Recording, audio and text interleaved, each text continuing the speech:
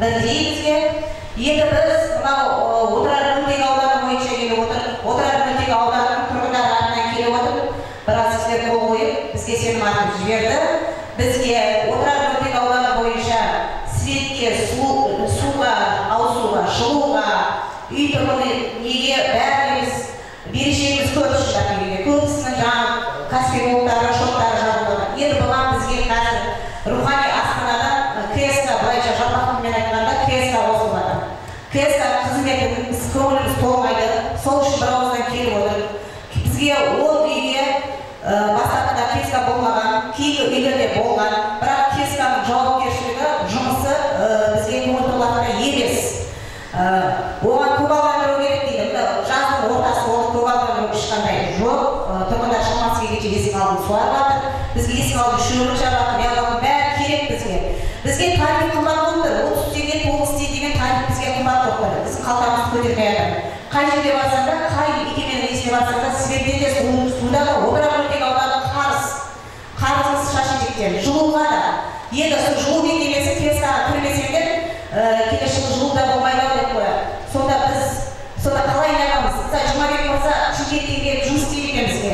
Бізде қазір чаттар ашып тастаған 30 теңге, 9 теңге төмендетті деп қаншама өтініштер айтып жатыр. Ол тариф жоқ. Сіздің облыс әкімінің орынбасарымен, облыс әкімінің басшылығымен неғылған келісіммен істелген нәрсе дейді. Сонда соны неғып бермесе, бізге шындап келгенде дезинфекция жасауға тек жылға 2 мәрте. Одан кейін жан-жағының тазалық, подъезд тазалығы, оның бәрі істеп жатқан жоқ. Оның бәрін халықта мысалда 6 айына бір жылға тегін істесе, оған көңіліміз толатын еді. Келе салып тариф қойып, келе салып сендер осы айда квитанция төлейсіңдер дейді. Ол жаңағы біздің дамиымыздың бәрін, тұрғын үйдің несінен албаған мекемесінен дамиып, тұрғындардың бәрін, тұрғындардың бәрі үрейде. Ешқайсысы келісіп жатқан жоқ, шындап келгенде. Ол КСК бар емес па? Мен өзім олай істедім КСК-да. Биржадан айырылады. Жұмыспен қамтудан айырылады. Сонда халықтан ақша, жинаған ақша қайдан айырылады? Сол мәселе бойынша келіп отыр. Біздің жаңа айқайымыз бізге КСК керек емес. Жұмабек мырзаның да бізгеше өте дүрелігілі халыққа, дүрелігілі көп жиналыстады. Бізге тұрғын үйден келіп, жаңа басшылықтан келіп, КСК-дан келіп, бір жиналыс жасамай ма бізге? Осылай халықты жинап, неғылмай ма? Тұрашбек мырза келіп, Британияға келіп, жиналыс жасамады. Сол сияқты әр мекеменің несі келіп, және жиналыс жасап, халықпен жұмыс жасамай ма? Бізге КСК керек емес шындап келгенде. Дұрыс, енді қаланың әкімі жауап берді отыр. Отырар мөлтек ауданы абаттандыру жұмыстары қыркүйек айының ортасына дейін толық аяқталады. Кішкене сабыр сақтауларыңызды сұранамын. Алдында да өздеріңізге айтқан болатын. Сумен, ағын сумен қамтамасыз ету, аулалардың бәрін көгалдандыру жұмыстары жүргізіледі. КСК бойынша қала әкімдігі тарапынан басқарушы компания құрылды. Шілде айынан бастап жұмыс жүргізуде. Нәтижесін тамыз қыркүйек айында көресіздер.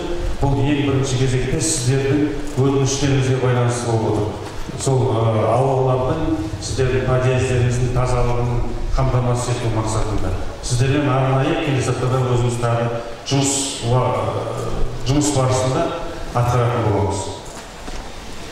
Дұрыс, жалпы КСК заң бойынша қарастырылған. КСК мен тұрғындардың арасында қарым-қатынас заңда бәрі толық қарастырылған. Сол заң шеңберінде заң аясында жұмыс істеу керек. Ал енді біз осында тұрамыз, біздің қарызымыз бар, бізге ештеңе керек жоқ.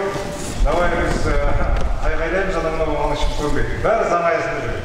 Түсінікті ме? Қарыз болса қарыз төлену керек. Қарыз болса жаңағы КСК заңымен қарастырылған болса, КСК-мен жұмыс істеу керек. Бұл жерде біз солардың айғайлаған адамдардың атынан ері басқа нәрсе істемейміз. Бәрі заң аясында болады. Түсінікті ме?